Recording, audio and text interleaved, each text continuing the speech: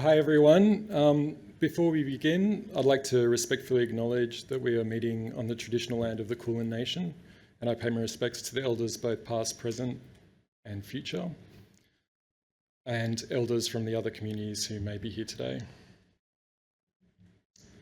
So thank you, Node, for having me. It's great to see so many friendly faces.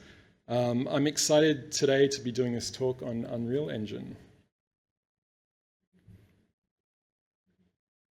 Before we start, you might want to know who I am, though. My name's Bicevskis. I've worked in many areas of the industry, motion graphics, illustration, animation, compositing, and for the past 8 years, I've worked as creative director at the Sequence Group Melbourne. We make narrative animation for games, TV, and film, and over the past 5 years, the studio has been utilizing Unreal Engine more and more as part of our core pipeline. Today's talk, I'll be covering a lot of areas. I've tried to make these areas that are either relevant to motion graphics, kind of unique to Unreal, or areas that I just haven't seen many online shoots on. I'll be going really fast to cover it all, but I have slides along the way with QR links to some relevant documentation or vids, should you want to kind of dive deeper into it. So keep your phones ready. But this will all be online as well, so you can just check out the links then. So before we start, I'd just like to kind of pose the question of why use Unreal in the first place? So there's amazing renderers that we all know and love. So why invest the time when there's already so much stuff to keep up with? Well, first and foremost is its speed. Nothing's better suited to a tight turnaround of jobs. Or clients that just want to direct every little bevel. Also, when a long render ends up being 20 minutes for the whole thing rather than 20 hours, it's actually really hard to go back. Secondly, it's very flexible. Unreal is built for games, and as such, it can do a lot of different things. It can be a final animation, it can be a very polished block out or shot planner. It can be an interactive installation, it could be live action virtual set, it could be VR experience, and it can also more easily transition between those projects as well, should one need to change into the other. It's also highly collaborative, so it can be a great system for a team, which is really unique in a lot of graphical software, I think. This often really isn't talked about at all, in my opinion, with this. Because it was built for large teams to be completing big gaming projects on, there are systems for Unreal that make multiple people or teams of people able to collaborate on projects in engines at the same time. Version controls like Perforce mean that one artist can be developing environments while another is blocking out shots and another is building out materials. And all that can be done remote for people in multiple locations as well. So if you're interested in how version control works, this is a link to a pretty in-depth overview from Epic, which is a great starting point. You can see from the interface there, it's not particularly appealing and can be a bit scary, but it's really worthwhile if you're working with a team on a project. Another good point is it's content rich. So Epic is developing Fab, which is a consolidation of the UE marketplace, Sketchfab, Quixel and ArtStation into one marketplace. And all of these by themselves are already awesome sources for cheap and quality content to bring to one place. So UE also supports a bunch of third-party software. UE supports Alembics, Cryptomats, VDBs, USDs. Houdini has a dedicated system for porting to UE, as many games utilize it for procedural content. Cinema 4D has Datasmith that can bring scenes with lighting, materials, including redshift materials and animations directly in and out of UE. There's MetaHuman, which is super cool for character creation and animation. And there's a whole bunch of support for live performance and virtual production as well. So all this content and possibility leads to a major drawback, that it can get complicated. It can get really complicated. It doesn't really feel or work like other 3D programs. Panels can sometimes feel bloated with information. Areas can feel compartmentalized and disparate from other areas. And although it's getting a lot better, documentation can sometimes be a bit lacking as well. So Epic is looking to address this though with the addition of a complete integrated motion graphics toolset called Avalanche. It's currently in closed beta and is due for an experimental release, we think, in Q1 2024. So this will be full integration into UE. It won't be a standalone program as far as I can see. And will feature a streamlined interface, a sort of 2D, 3D workspace, real-time modifiers that you're kind of used to in other programs, project properties like you have in After Effects that carry across a whole project so you can quickly change things. Really interesting is a layer-based material system that works a lot like Photoshop, but then behind the scenes builds out a material to back it. And then you get all the cloners and effectors that you're kind of used to in programs like Cinema 4D. And it all runs real time as well, which is awesome. So it's also got some ways of, using different fonts and things that are a bit lacking at the moment in Unreal, which should be pretty standard across these sort of programs. So that's really exciting, and that will be hopefully coming out early next year.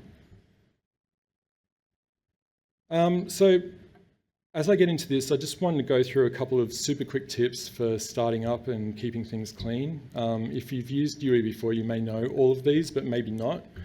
I included them because I know diving into the first few projects I did, I didn't know these things. So I thought I'd list a few tips before we begin.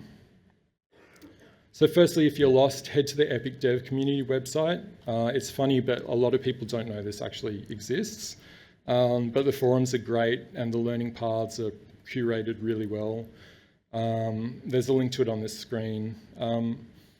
Also, this sounds really basic, but inside the program, the tooltips are pretty extensive and well written. So if you're not sure what something does, it's always good to hover over it and just see. It might be able to tell you if you're stuck.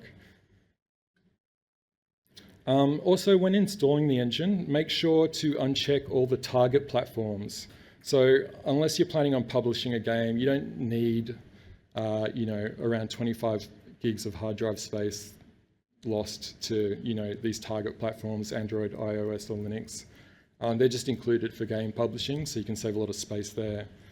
You should also set up the derived data cache to be something other than the C drive. There's a link here to show you how to do that as well. Both of those can seriously eat up your hard drive, and if you're installing lots of different versions, that can get pretty heavy after a while. If you're starting out though, I'd also like to point you to a great default setup created by Australian artist Luke Harris, who might be here today. Yeah. Sorry. Oh, that's all right. It contains a good project configuration with a base and lighting setup, as well as good render presets. Over time, you'll learn what config you like, but something like this is an awesome place to start. So you can download it from the link here for free, but I reckon, shoot him a few bucks if you can. So in this next section, I'll talk about an area I work in a lot. Layout is quick construction of a scene for early production, camera, blocking, and animatics. Unreal is awesome at this, as it's super fast and really fun to work in at this stage, and it can leave a lot of time to just play and be creative. The scenes then can also really be easily iterated on. One of the best set of tools for doing this is actually an inbuilt plugin that's not enabled by default, and it's called the modeling tools. To enable it, you just go into plugins, search for modeling tools, enable it and restart. And then you can save that config if you want, so it'll be there each time. So just going in, modeling mode has a great set of tools for quickly generating geo or manipulating assets you already have. So you're not going to really model a final asset in here, but that's not really what it's for, in my opinion. The tools have been built in the most part for quick and dirty work, but can do fairly complex operations like voxelized meshes or complex booleans or stuff like that. So it's a bit hidden away, but there's some really great things in there as well. To note, modeling mode does have some higher detailed operations that can be really useful in a pinch as well, like this displacement tool. So here I'm just importing a Quixel surface material, which is awesome, but it comes in without a displacement. So I'm changing the UV amount to about 4 times, so it repeats a bit for the larger surface. And then I can come into the modeling tools here and use a displacement function to add some generative noise across the surface. So here is a bit of a sine wave. But what works really well is using the height map from the same Quixel asset, and this will create a really sort of detailed mesh on top. So here I'm just dragging in that displacement. And because this used nanite, which is Unreal's high resolution mesh solving thing, you get these ultra high resolution meshes that are actually baked at time, but they still run in real time after that.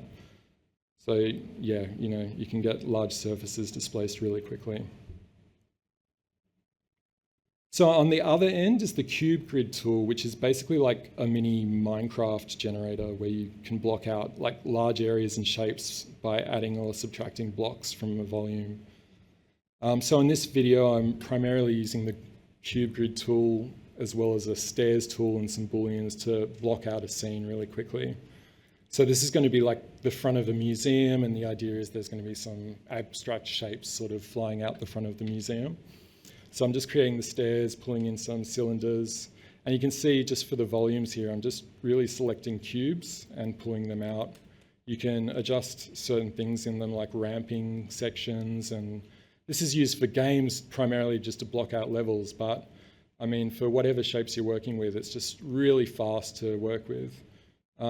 Another cool thing with it as well is that it retains UVs while you're doing this. So all of those blocks, the UVs don't get stretched, they just get added to. So it's quite good for just dropping materials onto afterwards. Yeah, so just adding a bit of a roof there, and you can see the camera down the bottom right. I've just got that open, just checking kind of what the framing is and adjusting the lighting for it. So next I want to show you packed level assets. These, I guess, can be best described in Adobe terms as pre-comps or nestings of assets. So here I've just created a bit of a grid of random floaty things, again with the modeling tools, and just sort of offsetting, randomizing them in an array. So I'm going to right click and come down and create packed level assets here. And if you do a grouping, just a Control G on stuff in Unreal, it kind of is a bit clunky. It just adds this little node that you can only select that node, and if you want to ungroup something and edit it, you've got to take them all out of the group, and this just puts it in a way that you'd be much more used to working in, where the actual group, you can go in and like this and edit it, change pivot points on it, change all of the different objects within it. And an added benefit as well is that it's really light on the system. So you can have something that's really complex in here with thousands of shapes in it, such like a complex set piece, or and then duplicate it, hundreds of times, and it won't weigh down the system as well. So here I've just got one of these sort of swarms, and then I can just duplicate it out really quickly to other sets, and then come in and adjust one, and that'll adjust it across all of those sets as well. Okay. So the next thing is pretty simple, but it's actually pretty useful as well. Unreal has a USD format plugin, which allows you to import USD files, which are basically zipped assets with textures and material information contained within. So this is really handy as Sketchfab and a lot of other sites have USD downloads in their assets. And this just means you can import these assets with their textures and materials already assigned and ready to go. So a lot like you would with a Quixel asset, like a Megascans asset, but this just expands the amount of assets that are out there to use and just really quickly, able to set up. So here I've got a couple that I'm just importing. It creates all the folder structure for you, puts textures in the right place, sets the material up assigned to it. and is just a quick way of working. So there's just a sort of abstract shape I found on there, chucking that in there with the swarm. But then the columns here were fairly rudimentary, so I'm bringing in ones that I found on Sketchfab and just laying them out and adjusting the shape and size of them. And you can see just how quick it is to sort of, block out the stuff. So this is just jumping ahead a bit with some more materials assigned and just starting to play with the camera and a final camera move and little lighting pass on it. And all of this would have taken a couple of hours at the most to do. So it's really quick to go from like a simple blocking stage out to like a blocked camera and have a pretty decent looking pass on something. So just before we move on, I want to show you one more thing called the actor palette. The actor palette is another built-in plugin that's disabled by default. It allows you to have other levels open that you can quickly like drag and drop assets from. So I'm just getting it going here and restarting. So once you've got it ready to go, you can find a level that you're looking for, which may contain like an asset pack or just something that you've prepared earlier from another scene. And when you get something that you like, you can literally like go in from one screen and drag and drop it into another scene.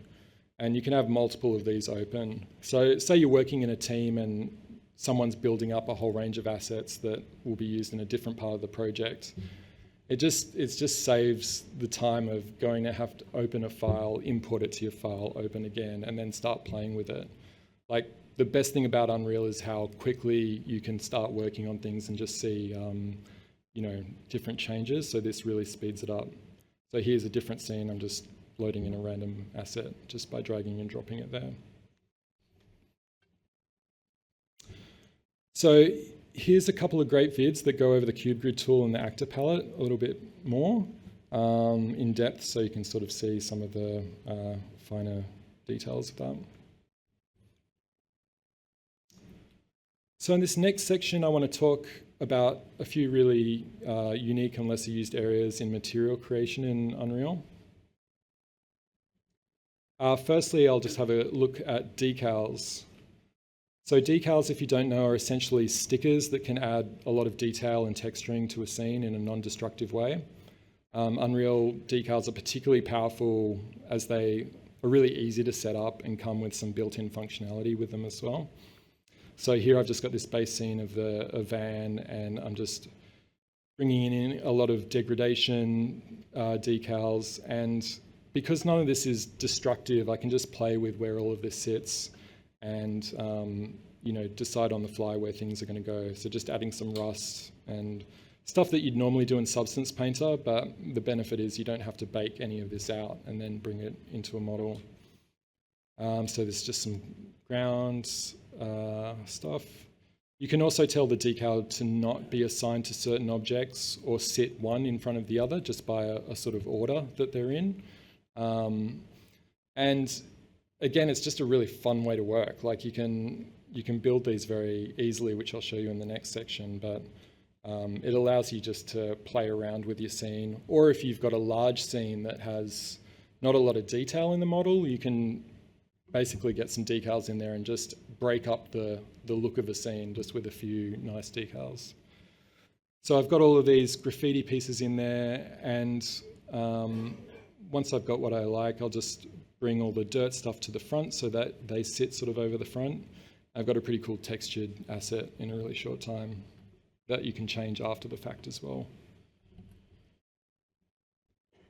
So here I'm just going to show you how to quickly you can set up a custom decal and use it for design purposes. So I've brought in just a pattern texture, and I'm just going to create a master material. There's tons of videos on material creation, so I didn't want to go in depth with this, but basically you need to create, go into these and just change the type into a deferred decal type. And then this node here, you just need to set it to be translucent, and that gives you all these little ports that you're used to with most materials, like an albedo map and a roughness and all that kind of stuff. So I'm just doing a texture node here, which I'm going to drop this main texture into. and then add roughness, and also duplicate this so I can set up an emissive part, which I'm going to use in a bit as well. So there's an add mode here, which I'm just going to add a multiplier to. That means I can control how strong the emissive pass is going to be. So now I've created the material instance, which is just basically a copy of the material, but it allows it all to be changed in real time. And I've just dragged and dropped it in there, and you've got a decal that's made. So once you've got that material set up, done, it's very fast to just make whatever custom ones you want. I'm just playing with the sort order of it now, getting it to not affect the ground, and just playing with how it sits over the scene. So this can be great just for like previewing how like a design's going to look over something, or you can play with it like here, giving it an emissive pass. It's actually going to light the scene like a sort of projector would. And because of the lighting in Unreal is global illumination through Lumen, all of your textures can light the scenes as well. And just by stretching it and turning it around, you're getting kind of cool designy effects really simply with just one texture that can all be animated.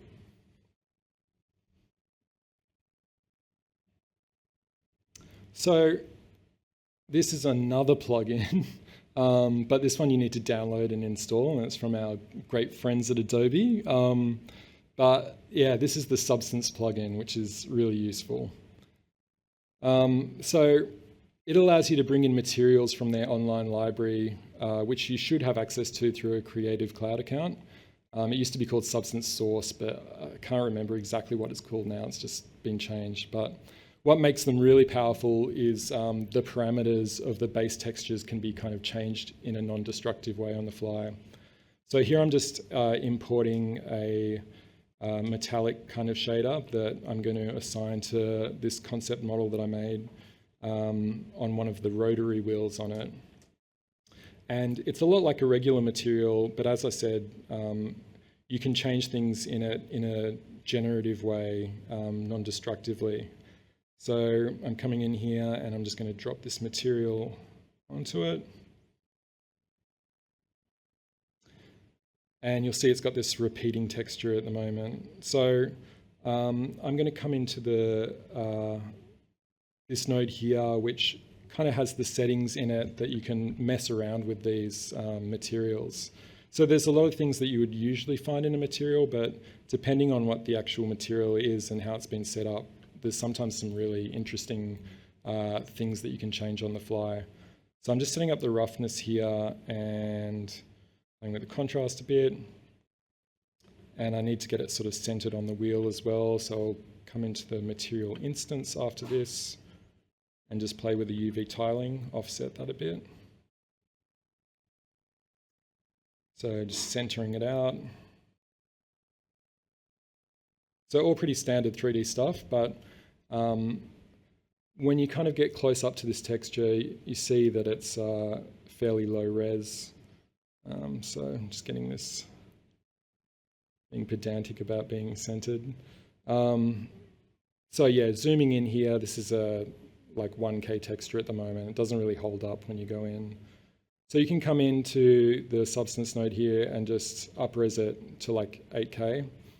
And it'll do that on the fly and give you a really nice high detail texture. And this is non-destructive, so you can like adjust this and all the settings of it, and then go back to 1K, play with that a bit, and then change it back to 8K. So it's pretty fun to use in that way. You can also set up Substance materials easily as triplanar materials. So for those of you that don't know, triplanar mapping means that you don't need a UV map on your model. I'm just coming in here and coming down to the template settings, and there's a triplanar template. But what this does is just projects the texture from X, Y, and Z and sort of merges between them.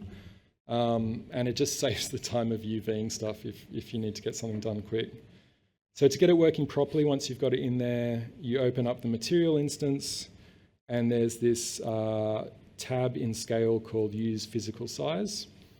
And once that's clicked, instead of UV mapping, it just has a physical size parameter that it looks for the scale of the scene. It says This is supposed to be 30 centimeters big and repeating, and it'll set it as that. But you can come in and adjust that after. So I'm setting this now to be, 150 centimeters, and that's just making it larger. But again, it's just a very quick way to get things textured when you want to do that in a Flash. But coming into the node for this one, this substance material is like an example of one that is a bit more complex and interesting. So the cells that are on here, there's a lot of controls in here to just play with the overall look of those cell patterns, the colors of the individual cells, you know, how dirty they are as well, or how rounded all the cells are. And yeah, it just depends how that substance material has been set up, but a lot of them give you a lot of flexibility to play around with that, which is great when you just want to try out things and see how they look.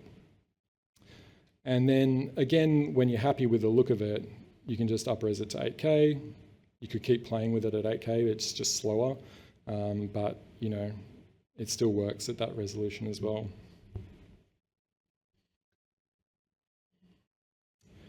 So a quick sidebar here into rendering. While Lumen Render is really nice, it isn't as robust and accurate as some of the offline GPU renderers like Redshift or Octane.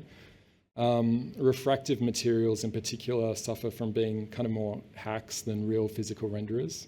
But Unreal does have its own path traced renderer inside of it, funnily enough called Path Tracer. And it's very easy to kind of switch between. So here's sort of more of the finished scene, and this is using Lumen. And just to note all of these little details on the material here, it's all been substance, but then just decals applied. So all of this text is just a little sticker that's on there that's attached to it. So you can move it around and change it. So I'm on this scene though, I'm just going to come here and change from lit down to path tracing. And you see it instantly changes, but that background, the light is filling up that space a lot more. So while it's not exactly the same, you're not really using it for that. You want to get a higher quality render out of it, but you've just got to be a bit mindful that whatever you've been developing in Lumen isn't going to look exactly the same. But still, it's very cool that you can work extremely fast and get renders out at almost real time just with Lumen. And then if you need a shot that needs to be higher quality, you can always change to Path Tracer and use that for something that's like on par with Redshift. So if you want to know more about the Substance plugin, Adobe has a really good overview video, and it shows you a lot more functions that I haven't gone into. That includes like controlling other materials with the same generative textures. So they have, you know, creating decals that you can change the shape of them on the fly and stuff, rather than having something that's sort of built in from the start. Okay, so next I wanted to show you a few features and workflows from an area with very little good documentation for the stuff we do, called the sequencer. So the sequencer is effectively your animation timeline, but it can do a lot more than that and should be thought of more as like an editing program. So I'm first going to look at some animation features and then sequencer itself. So firstly, there's additive animation on tracks. So here I'm just inside sequencer and setting up a fairly basic bouncing ball animation. Sequencer allows you to animate basic transforms, but it also is possible to add pretty much any attribute, including material and blueprint parameters that can be changed on the fly. The graph editor is also pretty nice to work with and has all the features that you kind of expect with, you know, Boolean curves and that sort of thing. So I'm just getting a little squash and stretch animation here. And once I've got my animation, you can also trim or change the speed of things just by, you know, pulling out the overall timeline, which is kind of handy for retiming things. This is sped up, so it looks a bit ridiculous. But so what if, though, I had someone commenting, like a client saying that, oh, the stretch at the top of the bounce is too much. I can come down to transform and add this little absolute or additive animation on top, and it will just add another transform node here, which just is sort of animating over the top of what you've got. It's adding on top of the animation that you've got. So I'm going to go up to the top of the stretch here and just like scale down the stretch a bit, because that's what the client wanted. And then when it bounces back, it'll be as it was at the bottom. And so it's a quick way of iterating things, but it's also non-destructive of that initial animation should they change their mind. So it's sort of animating a subtraction on top of the stretch at the same time. But you can do other cool things like fade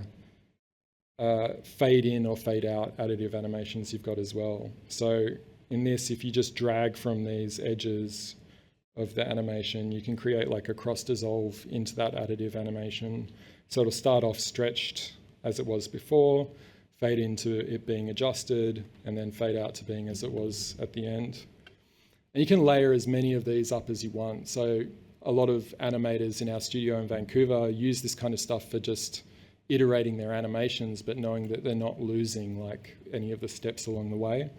Or it can just be for a quick change if you need to. So this next feature is similar and doesn't need to be used in an additive mode, but it's just the noise function that's within Sequencer as well. So here I'm just changing the look of the ball to be something a bit more heavy and putting a kind of heavy material on it. And I'm just going to go into the animation and adjust it to have a bit more of a after bounce, like it's a heavier ball. But what I'm going to use the additive noise for in here isn't for the ball itself, it's going to be for the camera move. So once I've got something that I like here, I'll just duplicate it. It's a bit messy. But now there's like the ball with a sort of heavy bounce at the end. Not very realistic, but it gets the point across. So I can play with the timing again just by stretching this out or speeding it up.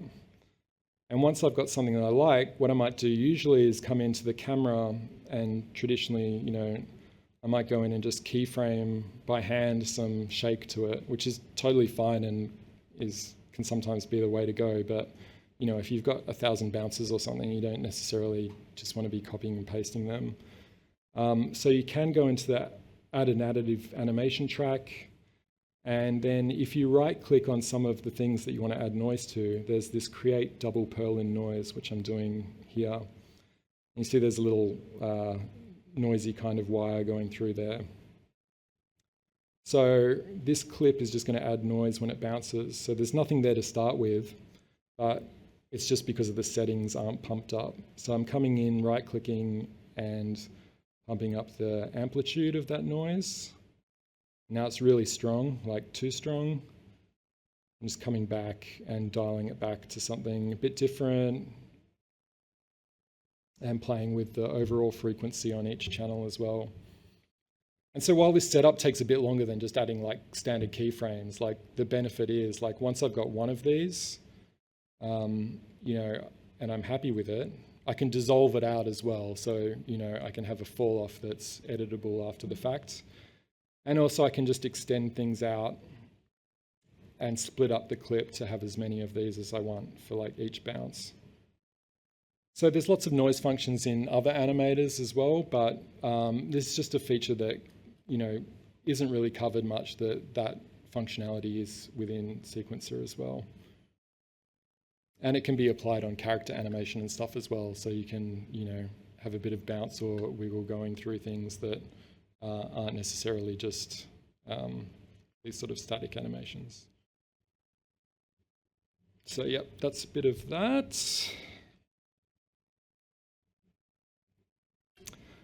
So next is a unique way of animating through the use of subsequences. This again is effectively like using pre-comps in After Effects, but has some unique benefits to working in 3D this way. So I'm starting here by creating 3 sequences. One's going to be the main sequence, while the other 2 are for camera and lighting. And I'm going to drag them into that main sequence so they're effectively pre-comps within it. I'm then going to work independently on both for the camera move and the lighting in their respective sequences in the clip. So the reasoning behind working this way is that you can contain different parts of your animation to self-contained sequences that can be versioned up separately or even worked on in tandem by different artists. So here I'm just creating a bit of a rail that this camera is going to move along and have a targeted path of this center card and plinth. So you can set anything in these to be different subsequences. So you might have like a subsequence for cameras or lighting, but it could be sets or animation or effects, and you can just separate them all out and be working on them sort of separately. It's a good way to keep things clean, but as I said, if you're collaborating with a group, you can have everybody working on different stuff and iterating on that as it goes. So I'm just making a bit of a quick ease in and ease out for this camera to whip it around. And then once I've got something that's cool, it's got a bit of a snappy move on it, I'm going to come out of this and then go into the lighting sequence and just set that up quickly. So here I'm just doing an orbit that's going around the plinth in an opposite direction, so you've got kind of a crossover lighting and camera move. Pretty standard kind of product move.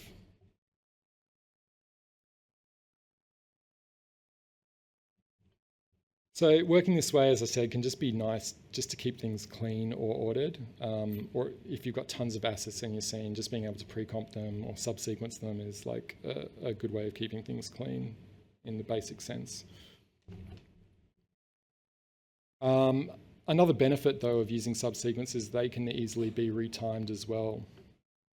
So here I'm just back in the main comp, and this is the two combined.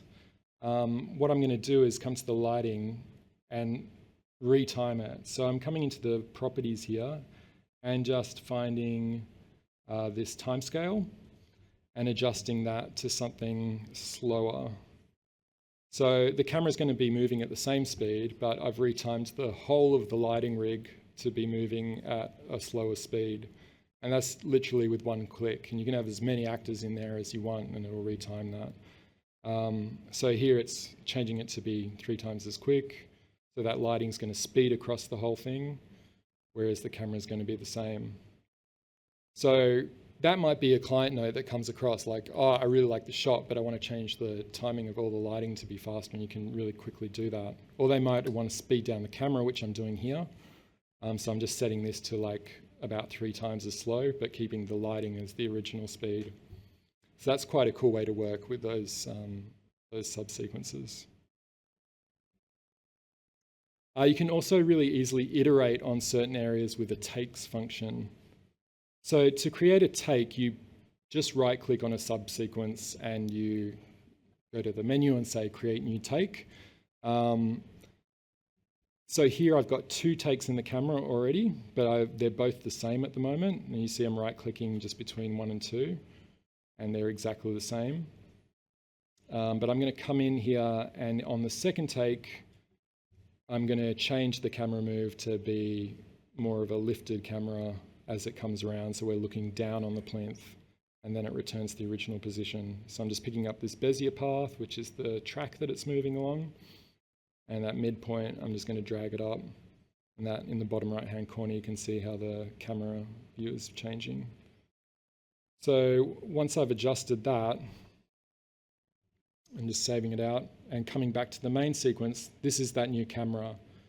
If I right-click on the camera track, I can just come back to the takes and go back to the first take, and we've instantly got the first take that was there, or switch between that and the second take. And any of your subsequences can have this. All it does is create a sequence in the correct folder for you and load it in there.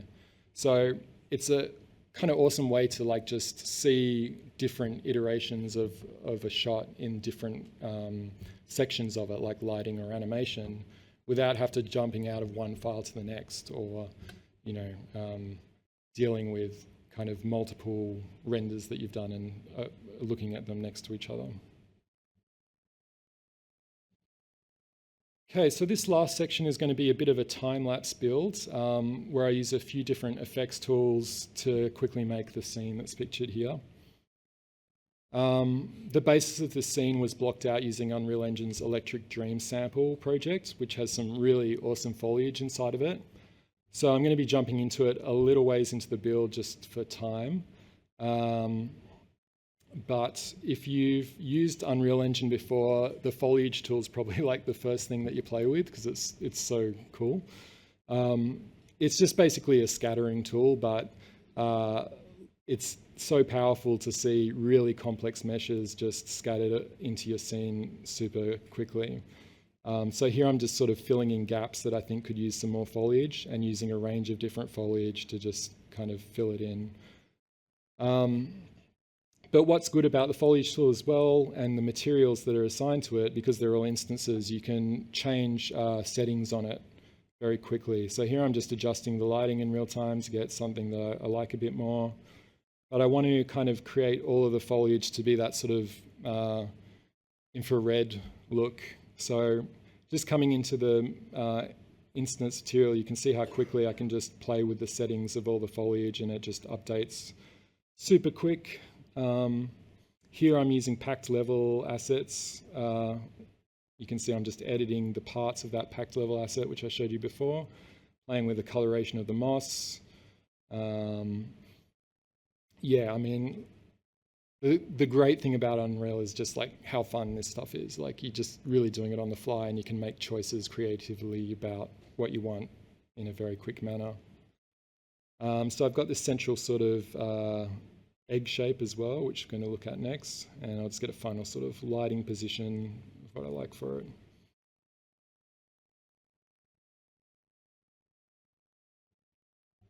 Cool. Okay, so that little chrome egg thingy I showed, I'm just going to jump back into the modeling tools now and do a bit of a complex Boolean operation to it. So here I've got a quixel asset, which I'm going to use to punch a hole in it. So back in the modeling, the Boolean operations are really pretty stable and strong. So these quixel assets are very like dense meshes, but I'm just going to position it in this simple sphere and Boolean it, and it creates a hole that retains all of the high-level detail of that rock on the inside of it. And it creates a new material slot that has the material from the old object in it.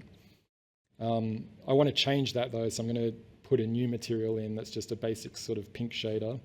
And this is just plugging that up quickly. But yeah, that Boolean operation, like you can get very, very detailed meshes and Boolean them into other very, very detailed meshes, and it doesn't seem to break. I haven't really broken it yet. So here's just adjusting the roughness of this new material that I've added into that slot. And you can see though that all of the detail of the original rock has been sort of baked into that cut as well. So from inside the egg, I wanted some smoke that could be spreading to the surrounding area or something like that. So for this, I'm going to use Niagara fluid sims, which just recently have been upgraded to work with like multiple dynamic lights as well in Unreal.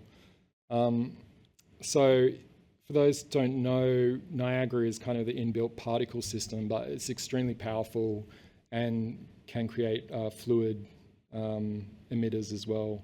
So here I'm just going with sort of a baseline emitter. It's like a gas master emitter that is just basically a column of smoke. And when you open Niagara, it's a bit of a scary kind of new place when you get in there. And I would say that it's great to start with templates, because if you go into them, they have these emitter summaries that kind of turn everything into sections that then you can kind of digest. But because everything is running real time, it's quite easy to just like play with stuff or hover over. Like I don't really know what I'm doing in this, but I'm just going and finding something that sounds like, you know, it's going to change the color of it. Or here I'm just playing with the buoyancy. Oh, okay, putting it minus makes it flow down. So you can't really break it. I mean, things will break, but it doesn't really matter because at least you're getting the visual kind of feedback instantly from it, which with other stuff isn't as easy to do. So these fluids aren't going to be as high detailed as something you'll get from like Houdini or even something like Embergen. But again, like they're getting pretty good. And if you pump the resolution of them up, they're kind of comparable if you're doing like a long render at the end of it. You can add noises to them as well, or different forces. There's curl noises or wind, all the standard stuff that you'd sort of expect. And a nice thing about them as well is once you bring them into the scene, they're set up with everything in the scene being a collision object as it is. So you can just like kind of drag them in and have them interact with everything in the scene from the get-go. So once I'm happy with this, I'm just sort of dragging it into the middle of the sphere, changing it around, yeah, and getting it positioned basically where I like. So while you can use Niagara to achieve some really good flu effects in Engine, Unreal does deal with large data caches like Alembics or VDBs really well for those higher detailed sims that you want. So in the latest version as well, they added internal support for VDBs with dynamic lighting through a node or an actor called a heterogeneous volume. So to do this, you need to go through a couple of steps, which I hope they'll make simpler. But firstly, you need to just import the VDBs which you're working with, which is pretty easy. That's just drag and drop. These ones are static. It's just like a cloud set from Embergen. But animated VDBs work exactly the same. You just need to drag them in, but define it as a sequence when you bring it in. So to get these working though, you need a material to display the data from them. So here I'm just going to create a new material. And this is working with the new material system in Unreal called Substrate, but it works exactly the same with the older system as well. The main thing is you're going to want to come in and make sure that you use a volume setting for it. And the setup of this node is like super complex, so you can make it from scratch, or you could use something like this, which is Blueprint UE, and it's a website where people post pre-made materials and functions, and you can literally like copy and paste from the website. So here's ones that I've set up that I know is a node that works for this, and you can just paste it in. And then there's a duplicate node there, so I just need to get rid of that, but plug it in the same way. And once that's in there, it's kind of set up.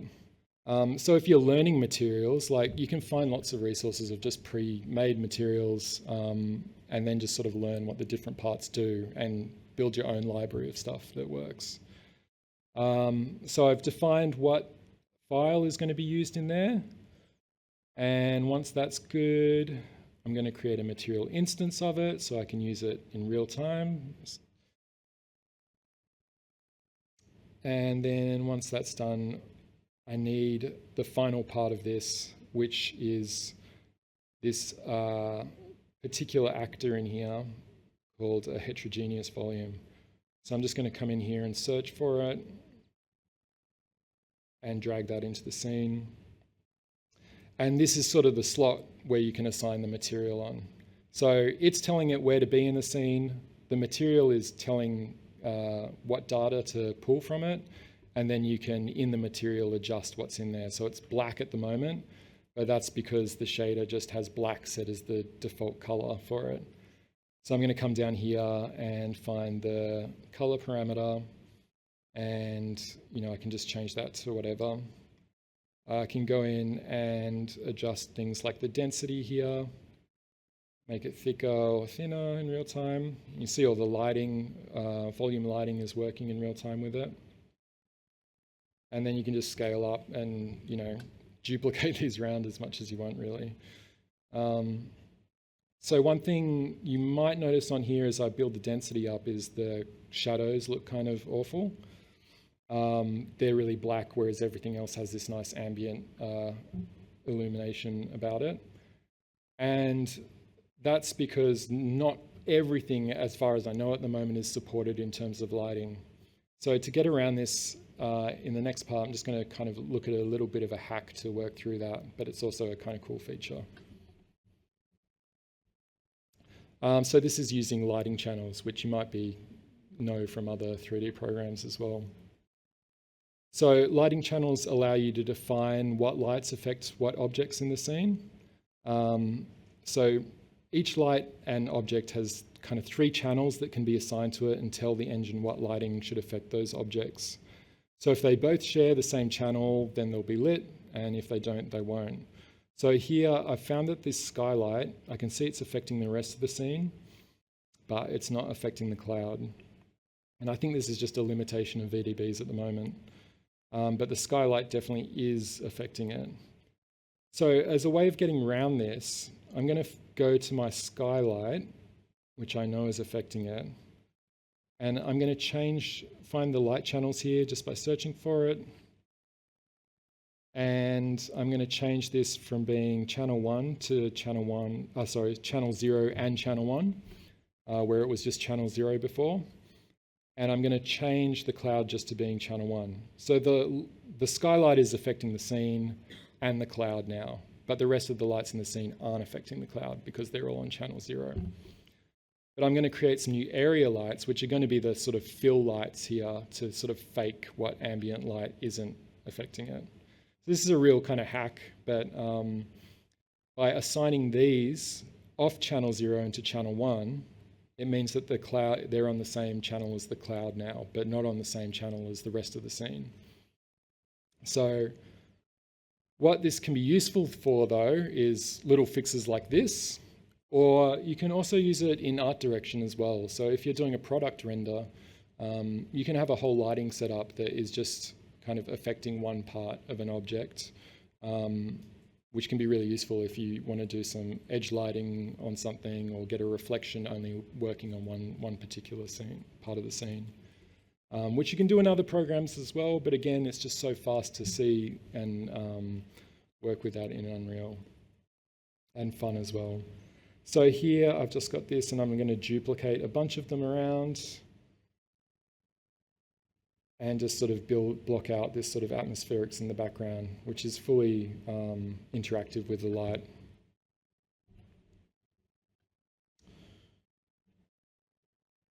So lastly on the scene, I just wanted to talk about media players. So getting video into Unreal used to be a bit of a pain in the ass, but now it's really simple and allows you to use alpha footage inside your 3D scene, which is great for motion work. So here I'm in After Effects, and I've just got some kind of smoky abstract text with a bit of a displacement going through it. And I'm just going to render this out as a ProRes 444 with alpha. And once that's rendered, what I'm going to do is just go inside Unreal and drag it in. So this is pretty drag and drop. And then I've got my media there. And if I drop it into the scene, it's going to be black. You'll be like, why is it black? Well, first, it's like another plugin you've got to turn on for it to read ProRes. So you can just come back into the plugins, search for ProRes. These aren't stuff you need to download. They're just not turned on by default. So I drag it in again, and it's still black. But for media to work, you do need a sequence. So like you need the editing timeline to play the media itself. So I'm going in and creating a sequence here, and then just going to drag and drop that into there, give you this pop-up, and then you've got the ProRes media in there. And I think this was like an 8K render or something, and the playback was choppy, but it was still working. But if you're looking at something like HD resolution, like the playback's really good. And it allows all of, a flat render to be in there. So that could be great for any motion comic 2D element, or it could be something that you use as like a compositing asset that you can place in the background that can be animated and have alphas. So this is kind of a render out of that final scene. I've got that media plate there, and the camera sort of pushes through it. That's why it was the 8K. It's a simple animation of the lighting over all of those heterogeneous volumes. orb just pushing up through the water, some animation of some volume clouds that are in there, and then the final push in.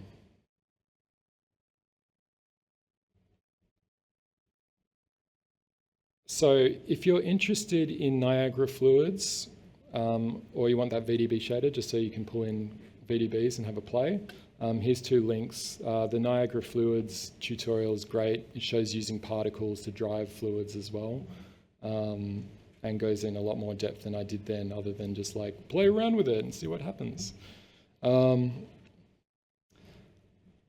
So just before I finish, I'd just like to give you a bit of a list of people that are really great to follow to get more information. So every project you work on, there's always going to be parts of it that you need to research more. And I've found a ton of people that I follow just for, quick tutorials. But this is a list of a range of different people in different areas of Unreal that I found really useful. Chris Murphy at the top is the sort of head tech guy for Unreal in Asia Pacific. He's a very nice guy and helps with any quick tech problems. So he's a really good follow. Some of the motion people you'll probably know already, but some of the ArcViz stuff can be really good as well, just for quality of rendering and stuff like that.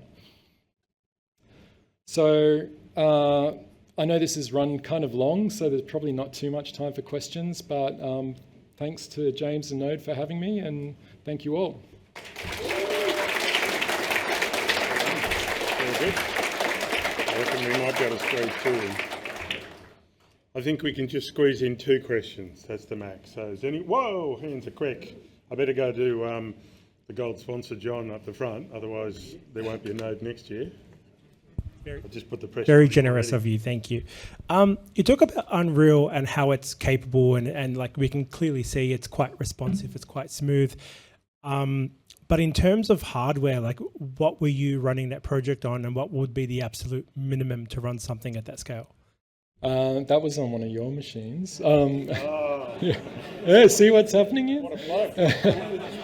Yeah. Not planned, not planned. No. So that's a 4090 on that one. Yeah. But I mean, I think when did we sell you a 4090? It was about, I don't know. You want to get a room? Yeah, okay, sorry.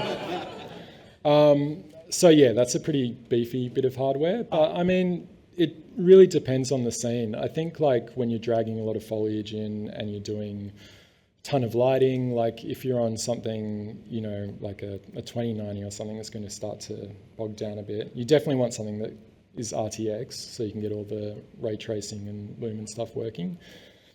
But it depends on the scene. Like some of that, like motion graphics-y stuff, like the teenage engineering, like it's a pretty simple scene. There's not much that it's kind of needs to calculate in there. So yeah, you got to just try it and see what happens and then talk to you and get a better machine. So would you say like one of the key factors is just mostly VRAM? So if you're working on very complex stuff, get a 3090, get a 4090 because it's got 24 gig of VRAM, which means you'll be able to handle more assets real time. Exactly, yeah. And I think a good CPU is good as well, just for compiling stuff. So that's where all the kind of magic happens. If you've used Unreal for the first time, it's taken like years to start up. That's what it's doing on the first time. It's compiling it all through the CPU. And for anybody on a budget, maybe like a 3070 with 8 gig of VRAM, like there's tons on the market and they're really cheap. You think that's like a really good starting point for someone for Unreal? Yeah, for sure. Cool. All right, thanks. Yeah. And where would you buy that kind of machine, John? www. Okay, one more question. Anyone from that side of the room? Because I can't see because I'm blind. All the way at the back, it's Gary. Wait for the mic, please. Hey, I'm not very familiar with Unreal at all, but as an ex-compositor, I was just wondering if you're using the compositing tools in there, if they're still in there? I believe they are, but I'm not using them at the moment. I know they must be because all of the live production stuff that's happening is using that. We just went to a bit of a demo at the Volume the other day that's in Docklands, and it was pretty amazing. And all of that was, with stuff in just live through the camera. But I think even with green screen stuff, it should all still be there. But sorry, yeah, we don't use it too much. So do you just like go and put that stuff into Nuke? Like, is it capable of outputting everything that you usually get out of a like 3D software and then just kind of composite from there? Yeah, so we usually do a longer render, which is just higher samples, but I mean, we're still talking like a long render is like, I don't know, 15 seconds a frame or something like that. But that'll come out with cryptomats and, you know, EXR and all the stuff that you'd use for compositing anyway. Thanks. Cool. And I think Epic Games make Unreal. We've got some people from Epic Games here, haven't we? There they are. No questions. Hey? So in the next break, we're going to go to a break now. If you've got more questions, hit up the guys from Epic and hit up Luke. Please give them another round of applause. Thanks for coming.